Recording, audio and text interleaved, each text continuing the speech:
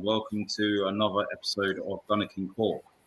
Got a very special guest today, featured last week. Was it last week? It seems like I think it was. Yeah. In the wake of the events with Saka at the Euros. So today's guest is GT Talks from Cannon Chatter. Why didn't you tell everyone, a bit about yourself and where we can find you? Yeah, so GTalksArsenal. I'm a member of Cannon Chatter TV, so you can follow Cannon Chatter TV, which is at Cannon Chatter. You can follow myself at GTalksArsenal. So yeah, just been a gooner my whole life, and only really been on this YouTube thing probably over the last, I would say, maybe 3 or 4 months. Had Twitter quite a while, but I just thought to myself, why not? During the whole kind of lockdown, I thought, I talk about football, I talk about Arsenal all day, every day. If it was a sport, I'd be up there. So I just thought, why not, share some opinions and talk all things Arsenal. So yeah, that's where you can find me, and that's a little bit about myself. Yeah, no, I think, your story sounds a bit similar to mine as well. Just where through lockdown, I think it just started randomly with TikTok, then with Twitter, and now this whole YouTube thing with the sports family launching the Armoury TV a few weeks ago, I think. Okay. End of June we launched this channel, but we were doing shows before that, in the run into the end of last season. But yeah, it's so good to have you on. Love Cannon Chatter and the stuff that they've been doing. Been working with Lottie a lot as well, and looking forward to working with the rest of the guys as well. And we've got a few stories to discuss today. It's quieting down a bit, I would say, but yeah, I think the main news of today that everyone is probably delighted with, associated with the football club, would be the renewing of Emil Smith-Rowe's contract. So he's also been given the number 10 shirt, which I feel a bit mixed on, but look, I'm happy. He's my favorite youth prospect, above Saka, which is a bit controversial, but I've been watching him from very young. I think the first game I watched him live was against Blackpool in a cup game a few years ago when he was 17, and just ever since then I've followed his career really closely. Really happy to see him break into the team this season, and yeah, I'm just over the moon that we tied him down to a long-term contract in spite of all this hearsay that we were hearing about those claret and blue of Brummyland, coming in to steal him. So what are your thoughts? You know what? It's fantastic. You know what I mean? It's Smith Rowe is one of those players that, when he kind of first burst onto the scene, everybody kind of thought, this was it. He was going to be like, the next this or the next that, but it didn't quite work out to begin with. He suffered with injuries. Obviously, Arsenal ourselves, we've gone through, the mill in terms of different managers, coming to the latter stages of Wenger and then changing over managers. So all that kind of uncertainty, along with obviously his injury record, just didn't really work out for him. So obviously he went on loan, did really well, came back, and let's be honest, his introduction into the first team, and predominantly the first 11, the other side of Christmas last season, was one of the main reasons why we were not langering down in 15th, because when he came into the side, that's where we were, So he's earned his contract. Sometimes you can say you kind of question, when a team signs a player on for the next kind of 3, 4, 5 years, you can sometimes question, do we really need them? Could we have moved them on, etc. But with this one, despite his age, I would even go as far as to say his inexperience, every single gooner, I would say, even the most negative ones on Twitter, would be unified in being happy about the news today. So, he's earned that contract. He's done fantastically well at the latter stages of last season. And I just think all Arsenal fans are just really excited, for the fact that we've got him for the next, 4 years or so. I really can't see this boy leaving Arsenal. No. I really can't see it. And, I was having this debate on Twitter the other day about, it was, you know, about players not necessarily wanting to play for the club. It was the whole Locatelli debate. Right. And I'm very much, I love the old school, but I'm very much got a modern day mindset in terms of not every single player that we sign is going to be in love with Arsenal Football Club. Football's changed, you know, football is very much more about the money, if anything. And the example I used to the guy was, I said, well, look at Man City's success. You know, if you look at that team, not all of those players signed for that club, even knowing who Man City were. You know, not all of those players are passionate about the club, but money talks. They went there and they've turned them into a really good side. So, you know, but with Smith Rowe, you can tell he plays for the badge. That's it. You understand? He plays for the badge. And Smith Rowe, that's the same for Smith Rowe. It's the same for Saka. And that's why it was so crucially important that we locked these boys down. So I'm absolutely thrilled. It's not just his contract, though. Obviously, today we're talking about Smith Rowe, but, you know, Tierney's locked down, Saka's locked down. And it's good, you know, and it kind of dispels this myth, you know, that's going around with, you know, the Arteta out gang. About Arteta not being able to work with young players. You know, I think it's very clear. It's very clear now that, you know, I put up a status, something about being sarcastic about it's obvious that Arteta can't work with young players because, look, they're all signing new contracts and they believe in his project. So, look, I'm pretty well put, to be honest. You know, I'm absolutely thrilled. But I think similarly to you, not that I don't think he's earned the number 10 shirt, but I do have my reservations about the number 10 shirt, which we can probably get in, I don't know, maybe later in the conversation. But yeah, look, absolutely thrilled for the guy. Massive congratulations. And I just want him to have a big season now. Yeah, absolutely. I think, I definitely echo that sentiment. I think, what I like about him is he does want to play for the badge. You know, you can tell he's hailing through and through. Yeah. He came into the team last season when, you know, we were really in a bad space. And what he did is, you know, through his performances, he really galvanized other team members around him. You know, him and Saka really stepped up, took responsibility that went beyond their years. Yep. And I think, he did have a tough start with injuries and you know, sort of loan spells. But I never really doubted that he would get into the first team.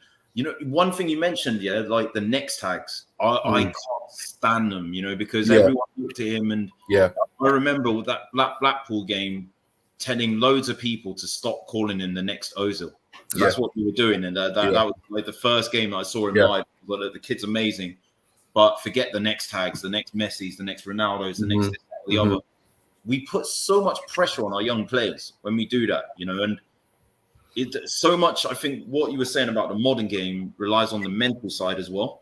I think when youngsters now are more engaged with social media activity, you know, he like a confirmed unveiling on TikTok that I do, for example, you know, so they're on all the platforms, Instagram, you know, Facebook, TikTok, whatever, and they see and they hear stuff, you know, and it can be quite damaging. They can buy into that hype. But I think he's got a very level-headed on his shoulders. What you mentioned about the number 10 thing, I think, you know, as I said, you know, I don't necessarily think he's better than Saka, but for me, he's my favorite youngster in the core group of youngsters at the moment. With the number 10 shirt, I did think, you know, maybe, and again, you know, I think the way that he's dealt with everything, he is fairly level-headed as an individual and as a youngster in his personality, you know, quite quiet, lets his football do the talking. I just really hope that taking that shirt and the responsibility that comes with it in any way or shape or form, put him or make him feel any under any pressure to perform. You know, that's my one concern with the number 10 shirt. And the other was, you know, I think if we're looking at other players, one in particular that's exciting, that we're going to get to in a minute, would they want a number 10 shirt? And, you know, how would they be affected by that? You know, Maddison, you know, being the character that he is, he seems quite ego-driven, you know, not in a way. You know, he's quite outspoken, you know, quite brash. And I don't know, I suspect it wouldn't have any bearing, but Yeah. I'm just happy for him anyway, you know. Yeah, you know, for me, I've seen a lot. Obviously, it was a really positive bit of news. I don't think any of us were expecting it today, but for me as well, it's nothing to do with the fact that, you know, Dennis Bergkamp had the shirt, you know, Paul Merson, you know, Van Persie, William Gallas had the shirt, you know, for crying out loud. So for me, it's not about who had the shirt previously, because if you want to do comparisons, you know, we had the great Dennis Bergkamp who had the shirt, and then we had William Gallas, who in his own right was a good defender, but, you know, there were issues there. You know, he didn't really, for me, he didn't really respect that number. He didn't really deserve that number. And given his position, you know, I'm quite traditional. I don't even know why he had the number 10 shirt anyway. But for me, it's more to do with the fact, like you said, it's to do with the pressure. You know, like when you think of a number 10, like that's the main guy. You know what I mean? That's the main guy in terms of the creativity. Yeah. So it is a huge amount of pressure. But like I said, I think he deserves it. You know, I wish him all the best. And I just hope that the number inspires him and, you know, kind of motivates him to, because I don't, like you said, you know, the kind of person he is, I think, you know, even though I have my reservations and my doubts about the amount of pressure that we might be putting on him in terms of giving him that number, you know, just looking at him, the type of person he is, you know, the way he carries himself, I think he's, you know, if whatever happens, you know, this season with Smith Rowe, what you're going to get is 100% effort. That's what you're going to get. You know, he's not going to fail, you know, in terms of effort. He's not going to fail in terms of trying. So I just think, you know, the contract, that's brilliant news. The number 10, I think hopefully that will just motivate him and inspire him, you know, and hopefully he has a really good season. I think, you know, Arteta's already kind of raised the bar. You know, if you think about the back end of last season, he actually said, look, you know, he's had a great season, but, you know, a number 10 or a player of his ability, he should be scoring 15 goals and 10 assists. So it's pretty clear, you know, that the kind of conversation that Arteta would have had with him, the kind of conversations that they would have had around, obviously, you know, renewing his contract. So, yeah, it's not only that, it's a massive show of faith, you know. And for all the people, you know, even including myself, that have criticised Arteta throughout last season, because at the end of the day, it is a results business. But, you know, what he is doing, you know, minus the Saliba situation, because I think that's a unique situation and we need to treat that as a unique situation in its own right. What he's doing with these youth players is phenomenal. It really is, you know, because there are very few clubs in this Premier League that can say they have players of that age that are that impactful and that important to our first 11. So, you know, doing a good job when it comes to the young players, in my opinion. Yeah, and I agree as well. You know, I think that's one of the biggest myths that I enjoyed dispelling on Twitter and other social media spaces. The myth that on the basis of, say, a Guendouzi or Saliba situation, which both of them, I think, believe in that should be treated in their own right vicinity and have their own mitigating circumstances in their outcomes. It's just casual, in my opinion, to be like, well, you can't work with youngsters when our player of the season last season was a youngster. It's nonsense. It's nonsense. And you know, probably second or third or not far off. If he had played a full season, who's to say Smith Rowe couldn't have, you know, pipped Saka to it, you know? And obviously Pepe, and you look at your Lacazettes as well. You know, you look at Tierney. What I like is we're kind of going back to our roots. I find, you know, like whether or not Arteta is the man, what I'm finding is our successful era and our past and part of our DNA involves our academy. And, you know, it's been very intimately linked with our past success of bringing people through the ranks, you know, going to La Masia and Barcelona and taking, you know, Cesc and Fabregas around the you know, sort of putting them in our academy and developing them, giving them a first team spot, you know, the likes of Jack Wilshere and these players, and putting them in the team, you know. And I think going back to that is important. Having a core of young players, tail end academies, tail end academy products, as well as a core of kind of English or British, if you want to include tiers into that, as well. I know the game. They know the English game. It gives the club a sense of identity as they grow, they mature into leaders.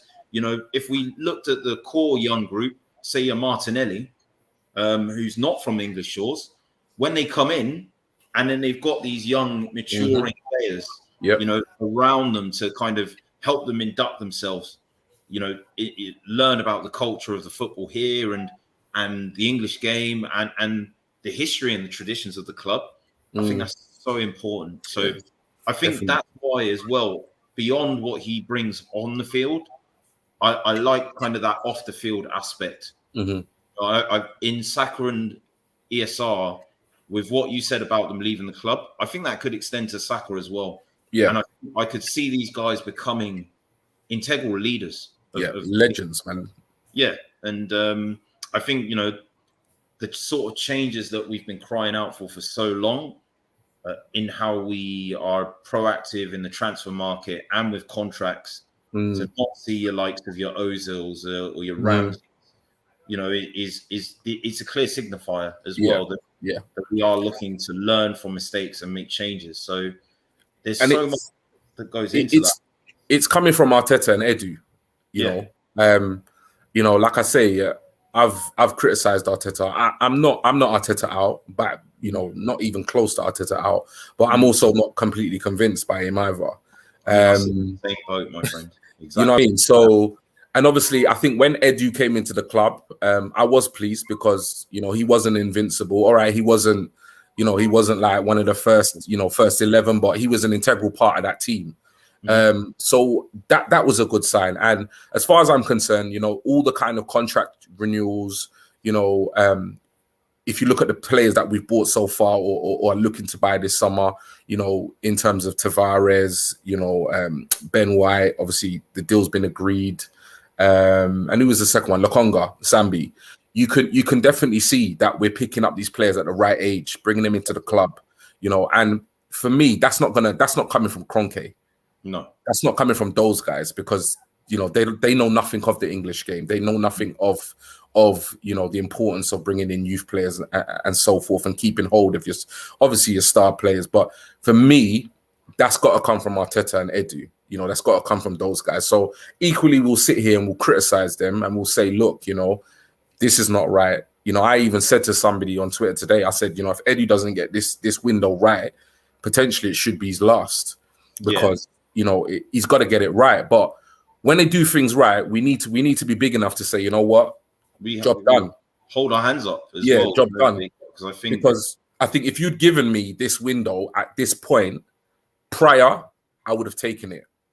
I would have taken it if we had secured those 3 contracts and signed those 3 players, and we're coming to mid to the end of July. At that point, I would have taken it. So far so good. More work to be done, but so far so good. Absolutely. I mean, it's a long road. I think there's other targets that we're looking at, and you know, we're going to look at the next one now.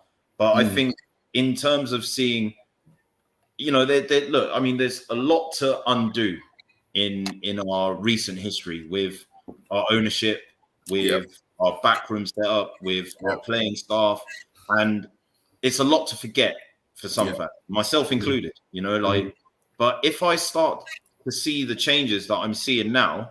You know, it's not like all is forgiven, but at the same time, we have to credit that, you know, like because, you know, there are clubs out there like Liverpool, you know, that got Champions League places last season that do need to make replacements that have been umming and ahhing and lumbering and, you know, Spurs, obviously their troubles. You know, I think Leicester are the one real club that have made real, in terms of the number of signings. Very well run club. But we're getting there, you know. I think Ben White not being done is circumstantial with him being on holiday. We're not going to make the kid come off holiday just to do a medical. What's the point sending the guy out there to do the same when they're going to have to quarantine when they get out there? It just doesn't make any sense. So that would have been done if it wasn't for quarantining. You know, Tavares and the Congo would have been done sooner if they didn't have to quarantine for 10 days, however many they got here. So look, we're seeing changes. You know, Richard Garlick as well. He needs credit. Yes. They identified the need to bring him in to help Edu and Arteta out with all of the contract negotiations, which have now, since he's come, You know, we're seeing the fruits of that labor. Yeah, very quickly as well from when he's appointed, because he already started working at the end of the season.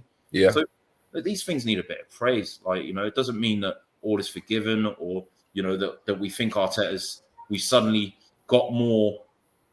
All that's forgotten with decisions he made last season, forgotten. But at least we're seeing learning and progress. Definitely. That's all you can ask for. But I mean, speaking of progress and as well as going forward, I think this is the move that is really exciting everyone potentially summer. And I think, you know, now that we've kind of moved on with Smith Rowe, now that we've got Ben White subject or pending to a medical, you know, I think now we can really move on to the meteor transfers and really start doing the business in terms of improving our first team squad. So I mean, you know, the talk about Maddison is definitely intensifying, and I think that with this, there's definitely no smoke without fire. I'm not going to commit myself to saying it's a done deal, but it certainly looks like we are pushing, and that there is potential interest on Maddison's side as well. Leicester is said to want 65 million, and there is talk that we are preparing an offer of 55 million, and that we're willing to involve some players as well. So, in fact, no, wait, the last bit that I want to see there, apparently he's willing to hand in a transfer request. I don't know how trustworthy that element of it is, but I would say he's definitely interested. You know, and I think, it'll just be good to see if we could get something like that over the line. That would just, I mean, you know, I'd be over the moon, delighted. I think he's a really talented player. I mean, a few things. I think, you know, first, your thoughts on Maddison coming to the carpet, if you think it's realistic. You know, I think the other part that I wanted to discuss there was the player involvement part, any kind of potential swap deal. I mean, give us your thoughts on all of that, G. Boy, you know, there are transfers, and then there are M&S transfers. You know, the ones there.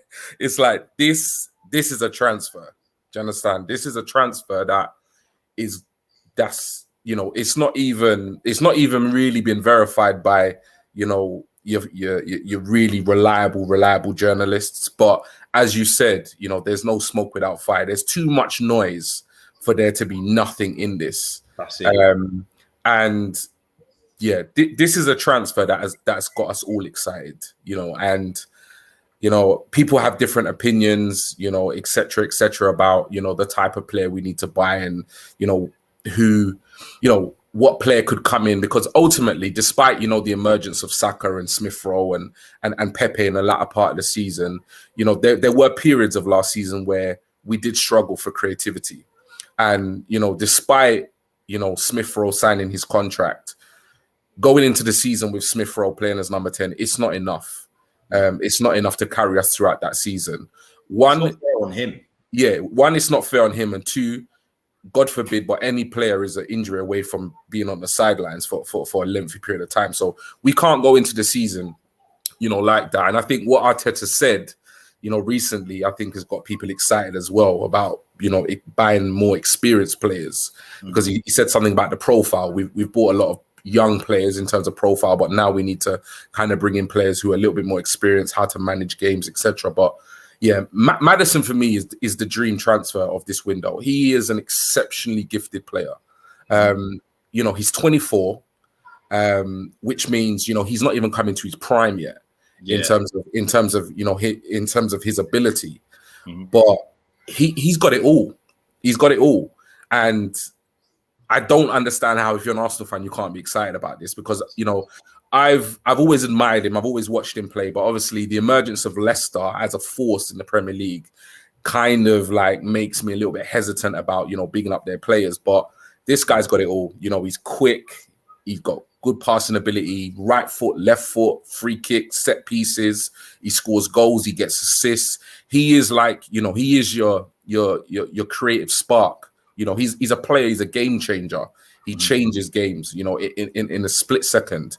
So, Yeah, if whatever we can do to get this over the line, I would be happy. I think that there's a lot of talk about the potential asking price. Like you said, 65 million. We all know Arsenal are not going to go in with no 65 or 70 million. We're going to test the waters with probably 50 million because that's just the Arsenal way. But you know what? Like, just quickly to interrupt there, though. Yeah. The difference, though, like. Before, a few years ago, we were making a 40 million and £1 bid for Suarez, just doing the exact, what was needed to get players in. I mean, we're not going to speak too much about Locatelli today. Suarez were like, the asking price is £34 million, 40 million euros, and we were like, done, we'll pay it. See the money. Let us know if you're messing you around and you're serious and you want the money from you, we'll give it to you. And I think 65 and 55 million is not a million miles apart. No, it's not. I think if you're going in with an opening bid and you're not serious, 15, 20 million pound off, I'd be worried. 10 million for a 55 million guy, and then saying that, we'll offer you players. That we might get closer with add-on and remove the player part. But even at that 55 million, and then say, I think someone here mentioned Ainsley Maitland-Niles, maybe. I think it was Georgina. Shout out Georgina in the comment section, by the way, that said, that could be interesting because they showed interest in him before. It's not like we're not taking the mick anymore when we're going in for players. We're making serious bids. We're doing things a bit more aggressively, and we're not moaning about the market and the conditions of the market. I think someone here, Pyro Destiny touched on, what we think about overpriced British talent. I mean, this is kind of what I'm talking about. Wenger did try and it didn't work, but equally, I think everyone could probably agree that you needed an identity of at least some players from your own country. So it kind of is what it is, it is. It is, unfortunately, that's the market, and you can't dictate how the market is. That's just the way it is, and it's either you pay the price or you don't dip into the market, you go elsewhere. But what is clear is that what's been missing. We've been missing a core of British players. Like we have been missing that over the years. That like we've spoken about that, know the game, know the Premier League, etc. And for me, like there was a lot of when it came out about the Ben White deal and that we'd agreed a £50 million deal for Ben White. There was uproar about the price tag, and I said in some previous lives on Cannon Chatter that I don't care because one, it's not my money, and two, like I want the team to invest. But what the Ben White deal showed me is that if this team, our team, is prepared to spend 50 million on an upcoming English centre back, and that is not even probably the most area of concern within the team. Definitely midfield is the area of concern. Then what the Ben White deal showed me is that these guys are not messing around at all. And that all the issue with regards to Locatelli, like you said, our bid was on the table from day. Even when they were messing around, Juve were messing around, our bid was on the table. So for me, I don't think if this deal falls through, I don't think it will be down to money. No. I don't think it will be down to money because I think, regardless of what Leicester City fans think, because I know they've been piping up, since all of this transfer news and stuff, but they are a selling club. Leicester City are a selling club. They are run very well, very, very well, and they recruit very, very well. At the same time, they buy small, they sell big. That's what they do. They practically sell a first team player every single summer, and they use that money to then recruit and build again. So that's why I think there's a lot of reasons why this deal could go ahead. I think Arsenal are at a point where, two back-to-back seasons finishing 8th, not in European football. I think the club know they need to invest. And I think alongside Maddison being at Leicester City, a club that is, known for selling, top talent, once they've kind of bought it in and developed it. And I think also what's going on in our favor as well is if you look at some of the other top teams that are above us in the league, they don't need a player of Maddison's style or ability. You look at United, they got Pogba and Fernandes. You look at City, they got, Silva and, De Bruyne or whatever.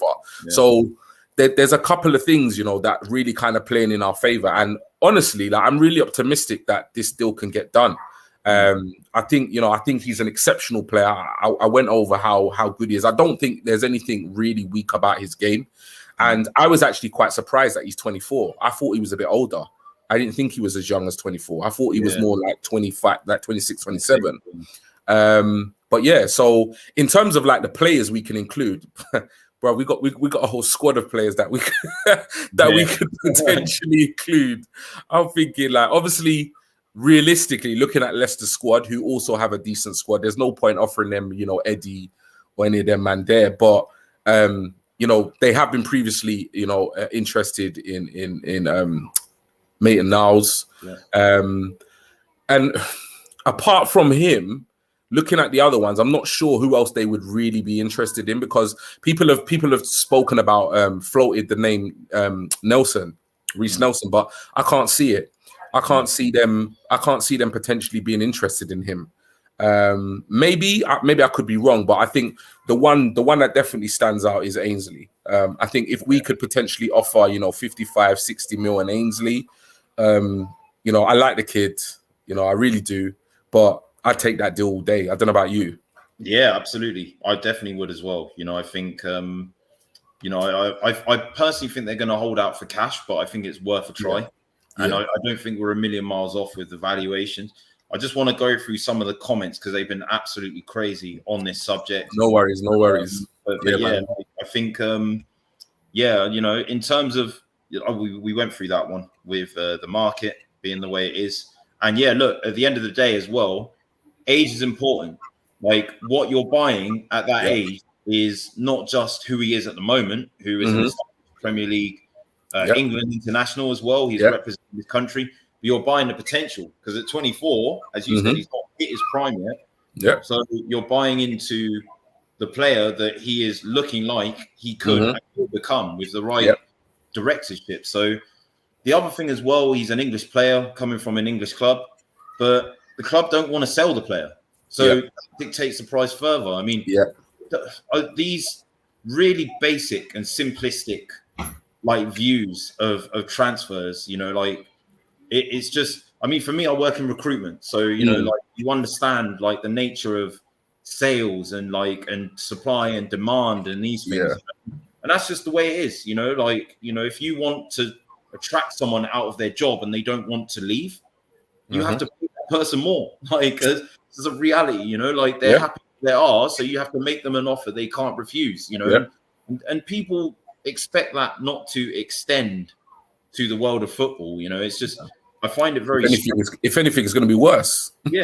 And like, the other thing as well, like, look, right now, to go from 8th to a title winning team, okay, Liverpool did it, but the reality is Liverpool probably had a bit more clout then than we have now. They're a bigger club. They had finished 8th, but they're Liverpool. With all due respect, I don't think even the most diehard of Ardent fan is going to argue that our level and theirs, in terms of stature, based on history and what they've achieved in the game, obviously winning Champions Leagues, competing, having their success in the 70s and 80s, where they were the dominant force. Selling a project on bringing back those days is a lot easier than ours. So the players that we could attract in the position when they were 8th, and the fact that we've been 8th 2 seasons in a row, ownership, it's not the same. So we're not looking at title winning players. We're looking at players that we can bring in that will improve this football club. 100%. We're not looking much further than that. We are obviously looking, I think, at bringing up the English quota. As you can see, all 3 of these players are English. Ramsdale, I mean, we're not going to talk about today, but maybe I can see why people are a little less keen on him. But I think I agree with Silver Fox, man. I think, he just needs to chill, have a nice pop. It's all about just progression. I talk about that a lot.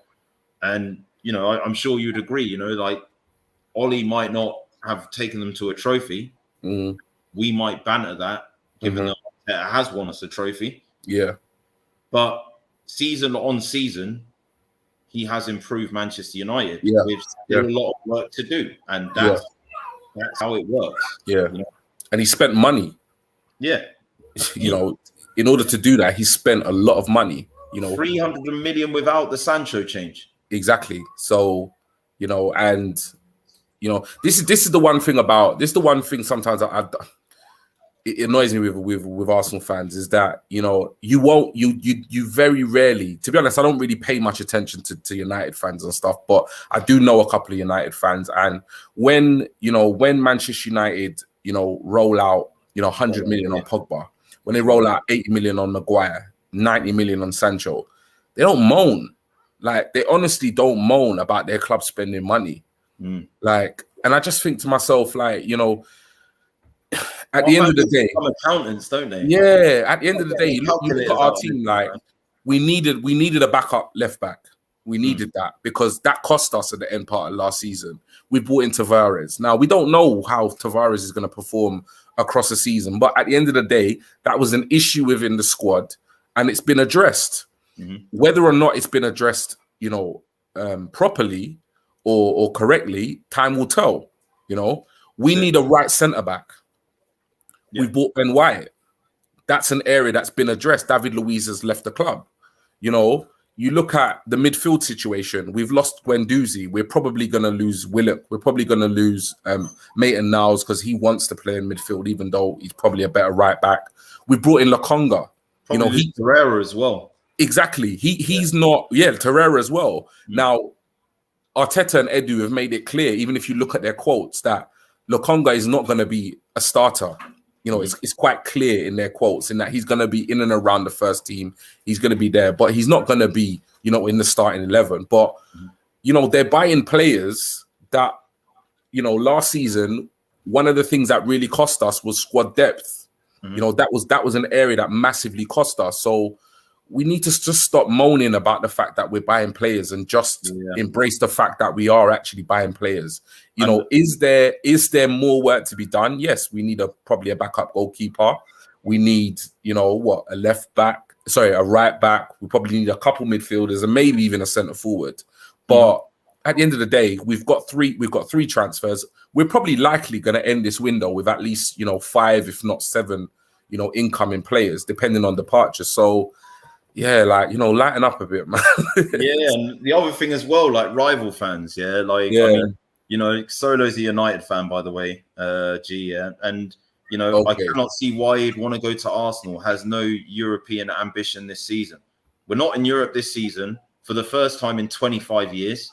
You know, like, we're actually, what rivals forget is we're one of the top teams out of the big 6 that have qualified the most consistently for Europe.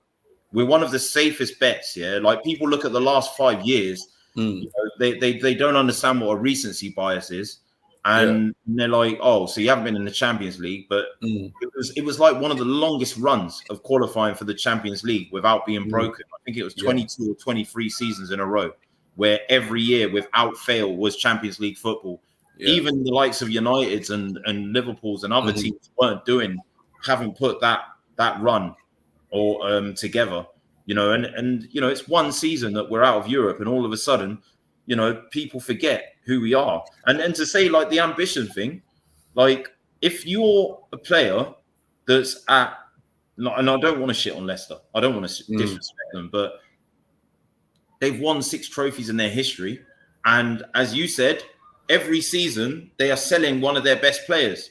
It was Maguire, then it was Mahrez, then Kante, Chilwell last season. Next season it will be Tielemans. It will be.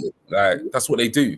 What does it say to you as a gifted player when you're in a team where no matter what, every season one of your best teammates is going to be gone, and you're going to be bringing in good players, but it's going to take those a year or 2 to get off the ground.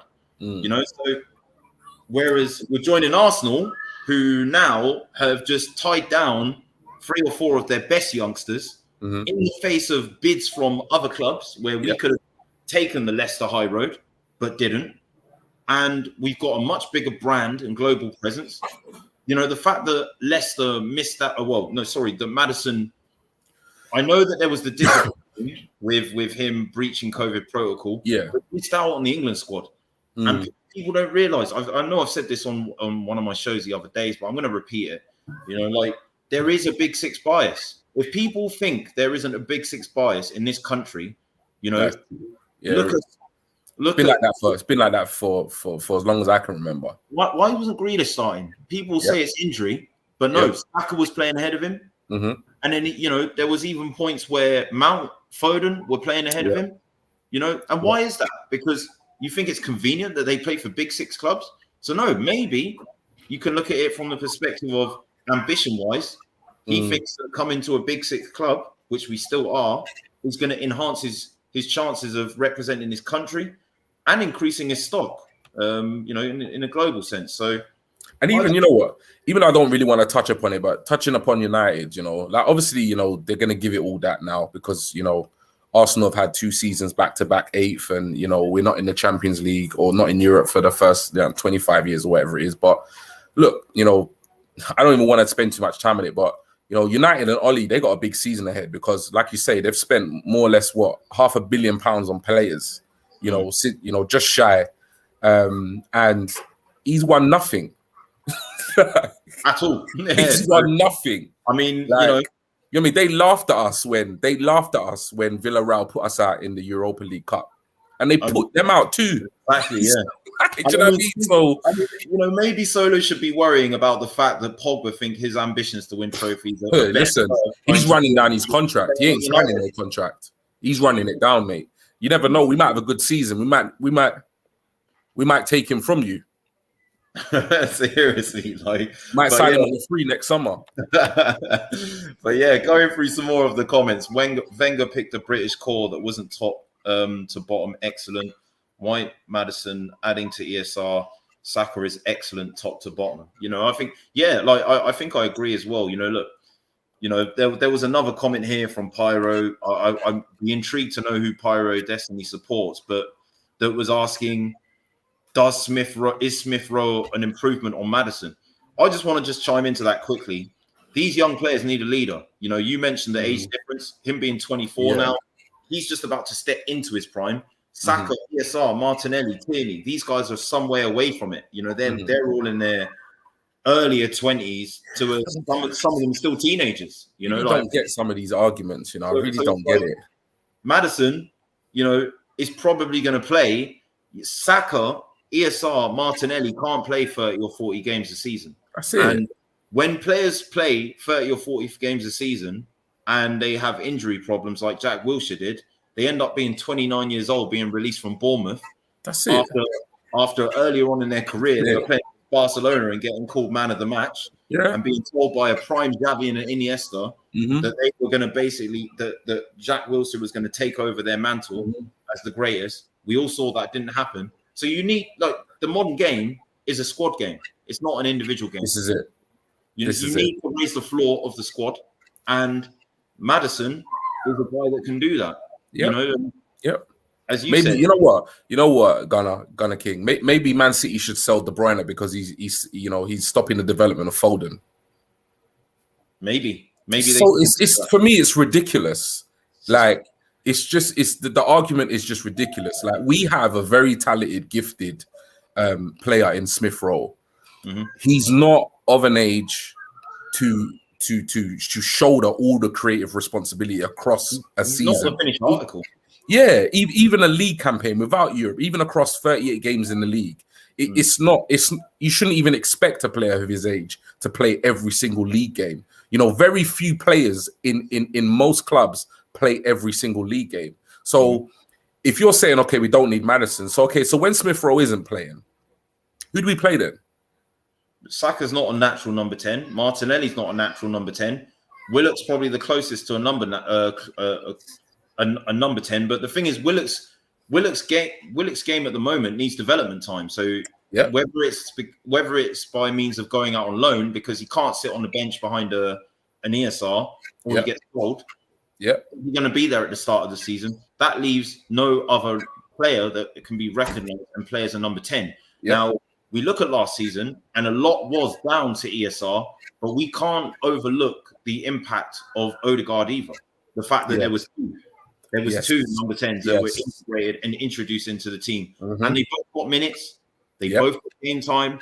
None of them was moaning. There was no squad management issues with those two. So, look at the time. Let's go back. Look at the time when we had Bergkamp, Armoury, Kanu, and Wiltord all in the same squad. That's it. Like, come on, man. Do you know what I mean? You just got to look at the Man City side. You know, they can field probably 3 teams.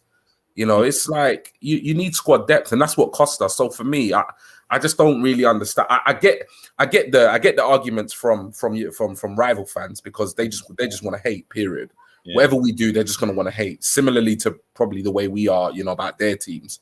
But from actual Arsenal fans, you know, worrying about Maddison's potential transfer, you know, stunting the development of Smith Rowe. For me, I just don't get that rationale at all. I don't get it.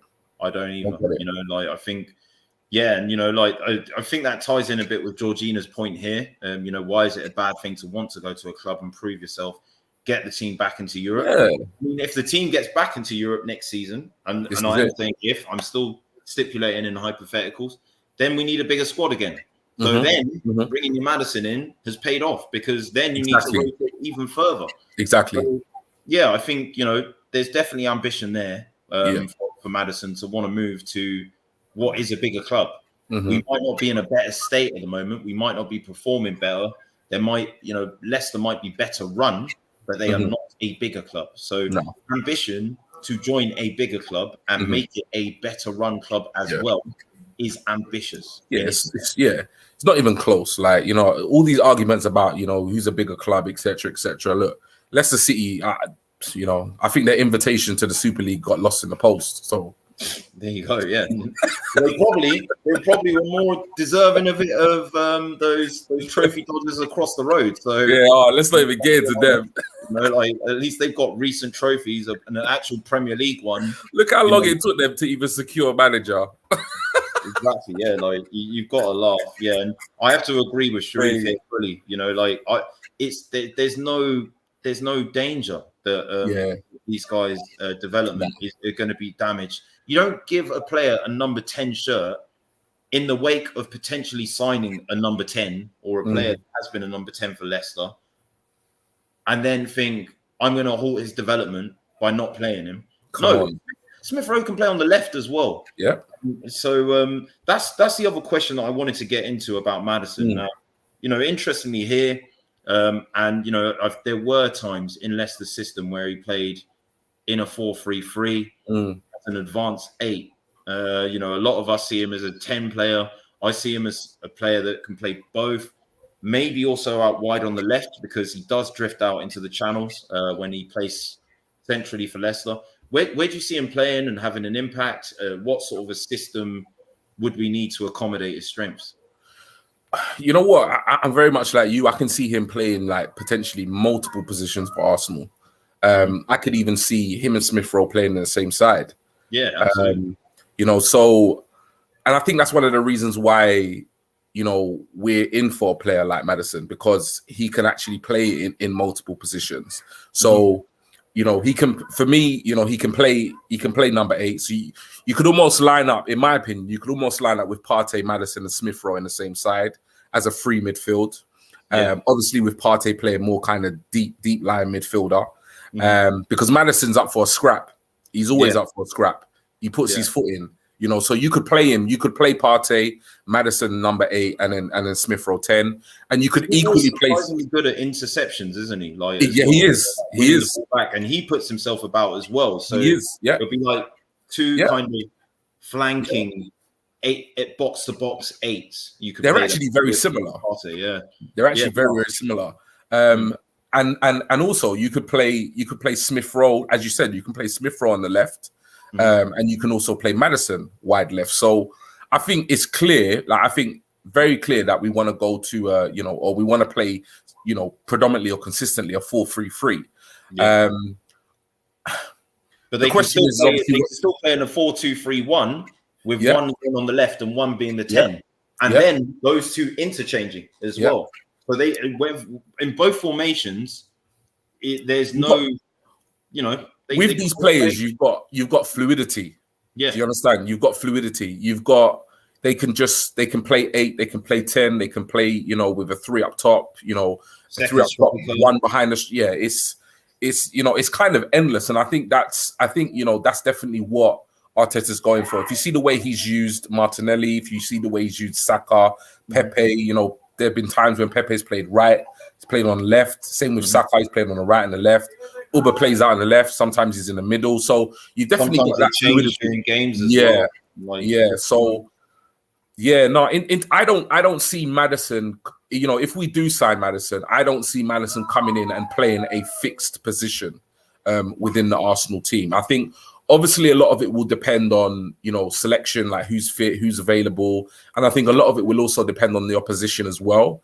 But I definitely see him playing, probably within 3 of those positions. So I either see him tucked in the middle with Partey, well, maybe a little bit more advanced than Partey in the number 8 position, either, similarly in Smith Rowe's place as a number 10, or also out wide left. I can see him playing either. And to be honest, like, having watched him over the last couple of years and stuff in the Premier League, whatever side you play him, I think he's going to be a threat because he can ping it top bins with his right or his left. Yeah. So he's some player. So yeah, I don't see him playing in a fixed position. No. And I think that's you can say that a lot for a lot of the Arsenal players at the moment.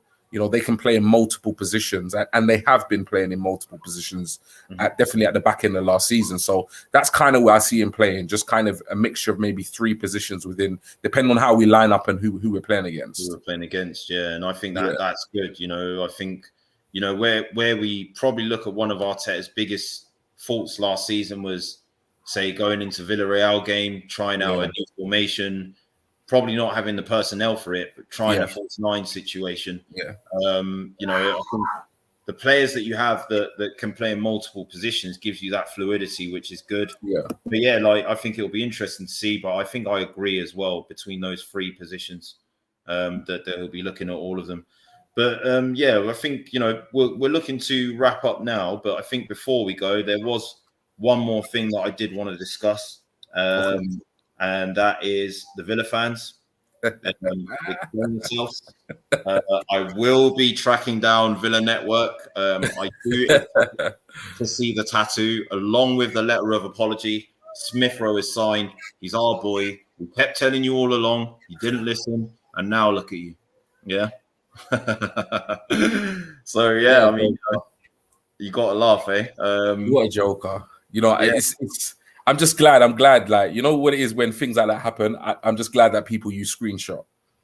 Use screenshot and capture that because, I wouldn't be surprised if that account gets deactivated. To be honest, I wouldn't even be surprised. Okay. But yeah, this whole Villa fan. I was saying to you earlier, when we was offline, was having a conversation. I once shared an office with a Villa fan in one of my previous jobs, and we got on, and I think one of the reasons why we got on is because he knew his level. Do you know what I mean? He knew his level, and I think he used to always throw around the fact that they have won a European Cup. But other than that, he was very humble, and he was very appreciative of the fact that other than that, they've done nothing, in terms of like silverware in comparison to Arsenal. I checked it the other day. The last trophy was in '98. It's a joke. And it's when even Spurs can talk to you about the last time you won a trophy. And it's all to do with obviously, like, Villa had a reasonably good season last season. Well, probably one of their best seasons because I think the season before that they just escaped relegation, albeit for goal line technology. So they had a decent season last season. Obviously, they've got some good players. Grealish is. I make no doubt about it. He is probably my favorite player who doesn't play for Arsenal. And then you've got the whole Buendia situation. Supposedly we were desperate to get Buendia. And they beat us to the signature of Buendia. Listen, we just paid 50 million for a centre back. If we wanted Buendia, we would have signed Buendia. Yeah, we would have gone in for him. I think it's that simple. we looked at the players in that position because Buendia is more of a right-sided player that comes in centrally, and we got Pepe and Saka out there. We got Martinelli and Smith Rowe that can play there, and we probably thought we need someone that's actually more central, more Premier League proven. If money was the issue, why are we going in for Maddison now in the same position? Exactly. Money wasn't the issue. 25 million more than what they paid for Buendia, but they beat us to the transfer. Yeah. We believe and you know what? It's all bants in it. It's like, you know what I mean? It's we in a way we kind of have to expect it. You know what I mean? Because for so long, we've been in Europe for so long. Years gone by, we were winning premierships. Even in our worst, however you look at it in terms of like the last however many years, we still won 3 on FA Cups. In that time, so.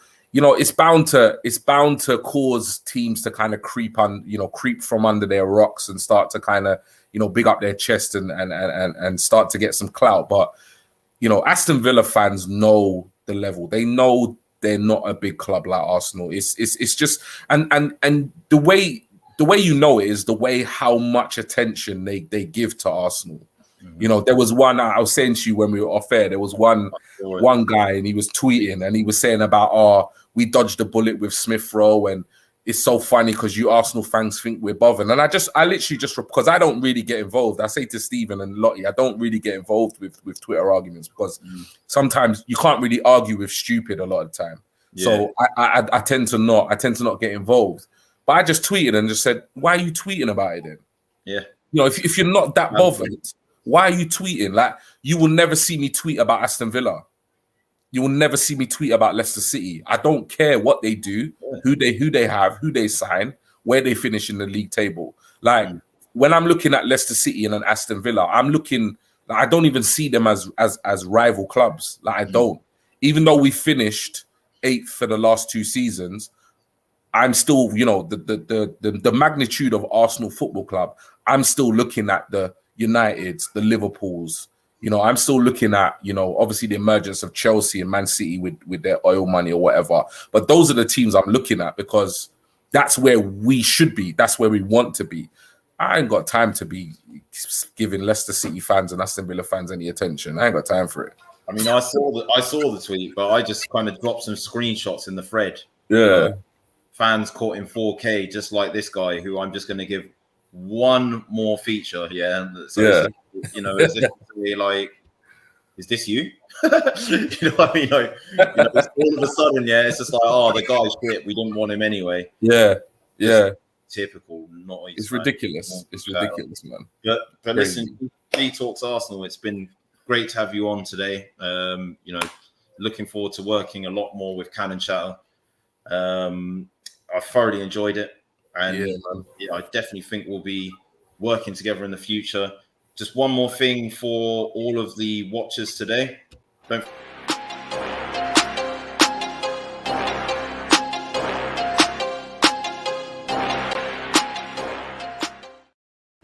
Please hit the like and the subscribe to the channel buttons. You know where they're at. Hit the little bell as well so you get the notifications.